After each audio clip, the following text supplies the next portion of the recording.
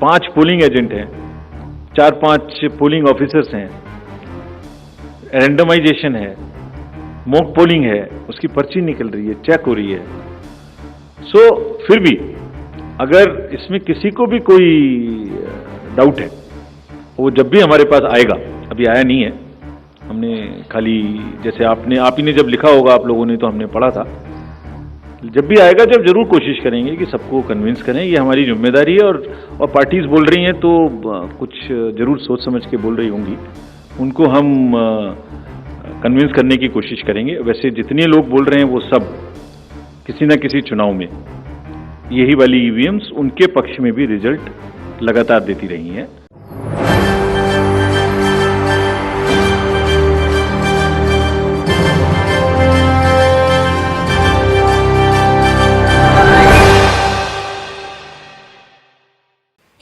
EVM यानी कि electronic voting machine, और ईवीएम को लेकर मैं अगर बात करूं तो पूरे देश भर में चर्चा हो रही है क्योंकि चुनाव का वक्त शुरू हो चुका है।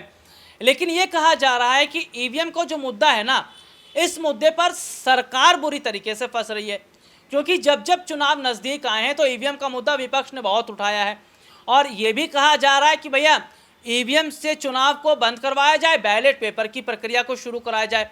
लेकिन सबसे बड़ी बात तो यही है कि ईवीएम का जो मसला यहाँ पर उठ रहा है या ईवीएम को लेकर जो चर्चा हो रही है, ये चर्चा क्यों हो रही है, क्या चर्चा होना ज़रूरी है, और ईवीएम क्या वाकई अब मैं बात करूँ तो गड़बड़ हो रहा है, घोटाला हो रहा है। देखिए सबसे बड़ी बात क्या है कि मैं ईवीएम को लेकर तमाम रिपोर्ट अपने दर्शकों को ज़रूर सुनवाऊंगा, दिखाऊंगा, और थोड़ा सा इस पर चर्चा करना ज़रूरी है। ऐसा क्यों कहा जाता है कि ईवीएम में गड़बड़ी हो? मैं जनता से सवाल पूछ लूँ, क्या आप भी यही मानते हैं कि हाँ ईवीएम से चुनाव बंद होना चाहिए? आप भी यही मानते हैं कि हाँ बैलेट पेपर से चुनाव शुरू होना चाहिए? देखिए सबसे बड़ी बात क्या है, ईवीएम और बैलेट पेपर ये दोनों अलग अलग बात है।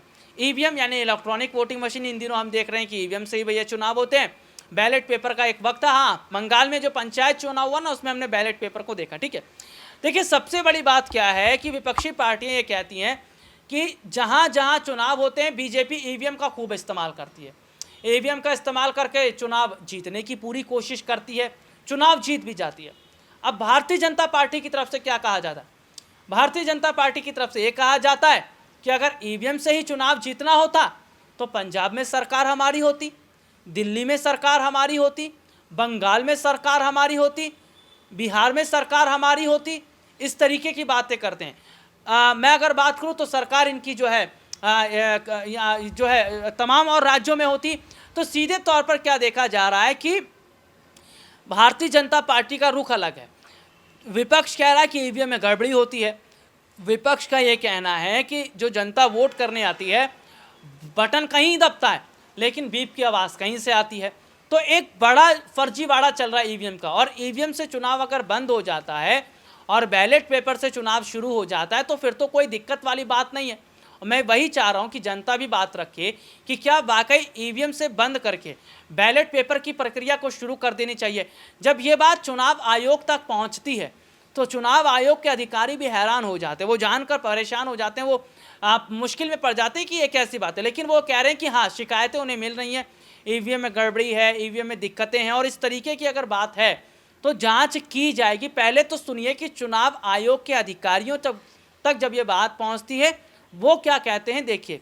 5 पोलिंग एजेंट हैं, 4-5 पोलिंग ऑफिसर्स हैं, रैंडमाइजेशन है, मॉक पोलिंग है, उसकी पर्ची निकल रही है, चेक हो रही है।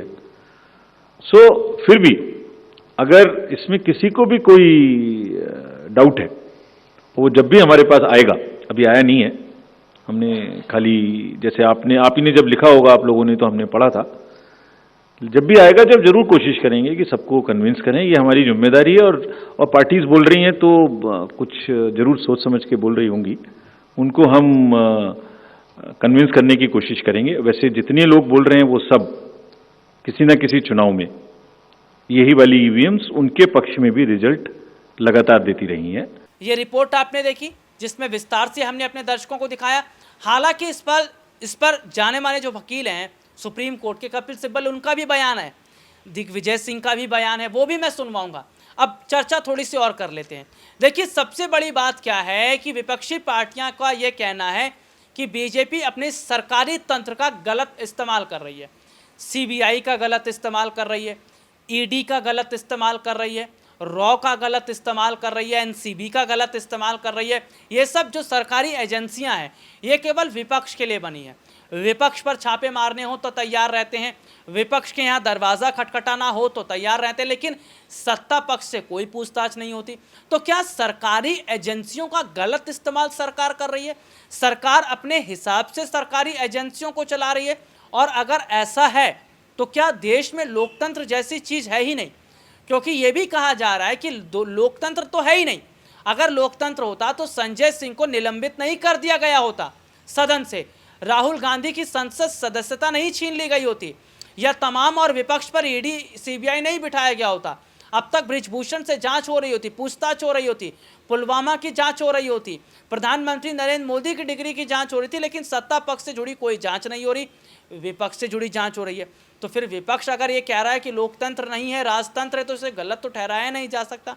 और अगर इस तरीके के हालात और स्थिति हैं तो फिर क्या माना जाए आने वाले वक्त में, आने वाले समय के अंदर एक बड़ी मुश्किल में सरकार फंस रही है अगर ईवीएम का मुद्दा कोर्ट में जाता है। और विपक्ष कह रहा है, कपिल सिब्बल कह रहे हैं कि अगर चुनाव आयोग हमारी बात नहीं सुनेंगे तो हम कोर्ट का दरवाजा खटखटाएंगे। सिब्बल क्या कुछ कह रहे हैं, देखिए एक रिपोर्ट। ये पहली बार नहीं है कि ये बातें हमने चुनाव आयोग के सामने रखी हो। अनेक बार हम चुनाव आयोग के पास गए हैं और उन्होंने कहा है कि जो आपका ईवीएम मशीन है इसके द्वारा और इसका दुरुपयोग हो सकता है।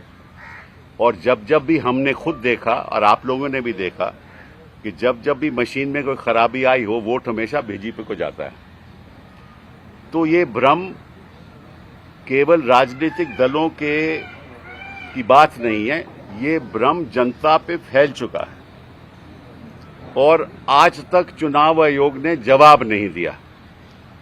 तो हमने ये फैसला किया है, जैसे दिग्विजय ने बताया शरद जी की सदस्यता से, कि हम जाएंगे चुनाव आयोग के पास और उनको कहेंगे कि देखिए ये बातें हम आपसे कई सालों से कर रहे हैं और ये हम आखिरी बार आपसे पूछने आए हैं कि आप इसके बारे में क्या करोगे, और जो सवाल हमने उठाए हैं उनका आप लिखित रूप में जवाब दीजिए ताकि ये संदेह एक बार खत्म हो जाए। किसी के मन में कोई संदेह नहीं होना चाहिए। और उसके बाद अगर चुनाव आयोग हमें ये नहीं बताता कि किस तरीके से ये मशीन और ये जो हमने सवाल पूछे हैं उसका जवाब नहीं देता, अगर वो ठीक तरह से जवाब नहीं देंगे तो फिर हम राजनीतिक दल फैसला करेंगे हमने आगे क्या करना है। रिपोर्ट आपने देखी, अब थोड़ी और चर्चा कर लेते हैं। आपने 2 रिपोर्ट देखी जिससे आपको ये समझ में आ गया होगा कि हालात कैसे हैं। ईवीएम को लेकर चुनाव आयोग के अधिकारी अगर ये बात मानते हैं कि उन्हें मिल रही है शिकायतें, उन्हें मिल रही हैं गड़बड़ियाँ, तो शायद बहुत बड़े हद तक जांच का विषय तो है। और सवाल तो ये भी है ना कि अगर बैलेट पेपर से चुनाव हो तो उसमें क्या गारंटी है कि 100% चुनाव निष्पक्ष तरीके से होंगे। क्योंकि जो बैलेट पेपर से जो चुनाव हुए ना, आप पश्चिम बंगाल में देख लीजिए, बैलेट पेपर की क्या हालत कर दी गई। बैलेट पेपर के बॉक्स को फेंक दिया गया, आग के हवाले कर दिया गया, आग को में डाल दिया गया, बूथ को जो है इस पर कैप्चरिंग कर लिया गया। तो यही कहा है कि चुनाव आयोग की अपनी जिम्मेदारियों को सही ढंग से ही नहीं निभा पा रहा है। हालांकि दिग्विजय सिंह का भी इस पर बयान सामने आया था, सुनिए एक रिपोर्ट। माननीय चुनाव आयोग से पूछे थे इस बारे में। सिटीजन कमीशन ऑन इलेक्शन जिसके जस्टिस लोकुर अध्यक्ष थे, उन्होंने जो रिपोर्ट दी उसके आधार पर एक प्रश्नावली पत्र के साथ 2 मई 2022 को इलेक्शन कमीशन को दी गई, रिमाइंडर दिया गया, लेकिन आज तक उसका कोई जवाब माननीय चुनाव आयोग ने नहीं दिया। अभी एक रिमोट ईवीएम मशीन पर all party meeting election commission ने बुलाई थी और उसमें लगभग सर्वसम्मति से रिमोट इलेक्ट्रॉनिक वोटिंग मशीन के द्वारा चुनाव कराने पर असहमति व्यक्त की लोगों ने, और यहां तक कि जो डेमोन्स्ट्रेशन देना चाहते थे, डेमो देना चाहते थे, उसको भी मना कर दिया। देश में इस बारे में शंका है। हम ये नहीं कहते कि आप इसको बदलकर ये करिए, लेकिन ये पहले कहते थे ये स्टैंड अलोन मशीन है, लेकिन खुद वो स्वीकार अब करते हैं कि स्टैंड अलोन मशीन नहीं रही है, क्योंकि इसमें कैंडिडेट का नाम और सिंबल अब डाला जाता है थ्रू इंटरनेट। इसके साथ साथ पहले कहते थे ये वन टाइम प्रोग्रामेबल चिप है, अब उन्होंने स्वीकार किया कि मल्टीपल प्रोग्रामेबल चिप है। ऐसे अनेक सवाल हैं जिनका उत्तर माननीय चुनाव आयोग से हमको मांगना है। सभी राजनीतिक दलों ने जो यहां मौजूद हैं, उन्होंने इस पर सहमति व्यक्त की है कि हमें प्रश्न पूछना चाहिए, जवाब लेना चाहिए। हमारे दिमाग में एक भ्रम जो है उसे दूर होना चाहिए। ये इस बारे में चर्चा हुई है। रिपोर्ट आपने देखी जिसमें विस्तार से हमने अपने दर्शकों को दिखाया। तो सीधे सीधे तौर पर जो हालात इस वक्त के बन रहे हैं, जो स्थितियां इस वक्त की बन रही हैं, वो जाहिर तौर पर ये बता रही हैं कि अगर तमाम सवाल खड़े हो रहे हैं, तमाम चीज़ें निकलकर सामने आ रही, तो मुझे ऐसा लग रहा है कि अब बहुत बड़ी मुश्किल में सरकार फंसती नजर आ रही है। और ईवीएम की अगर जांच शुरू हो गई, ईवीएम से चुनाव पर रोक लग जाती है, कोर्ट इस पर बड़ा फैसला ले लेता है, तो आने वाले समय में देश के प्रधानमंत्री नरेंद्र मोदी की मुश्किलें भी बढ़ेंगी और क्या चुनाव आयोग पर भी शिकंजा कसना तय है। आज के लिए इतना ही। आपसे फिर दोबारा मुलाकात होगी, तब तक के लिए इजाजत दीजिए। नमस्कार।